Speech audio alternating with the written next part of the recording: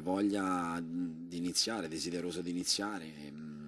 Il passato non mi interessa tanto, uno deve sapere dove è arrivato e il trascorso che c'è stato.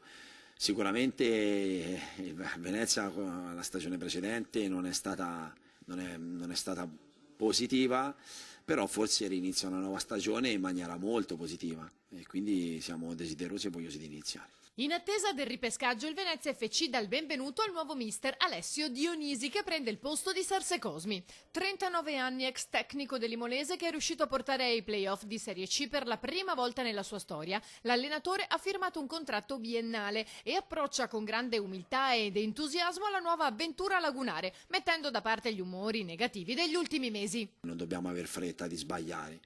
Dobbiamo mettere dentro i giocatori giusti e ambiziosi per quello che si vuole fare. Obiettivi a medio e ancora di più a breve termine. Inutile parlare di obiettivi a lungo termine, il campionato è lunghissimo e il campionato scorso è già preistoria nel calcio, quindi ci poniamo obiettivi corti e settimana per settimana cercheremo di ottenere il massimo in ogni partita. È solo l'inizio, dai, la stagione deve ancora iniziare per noi.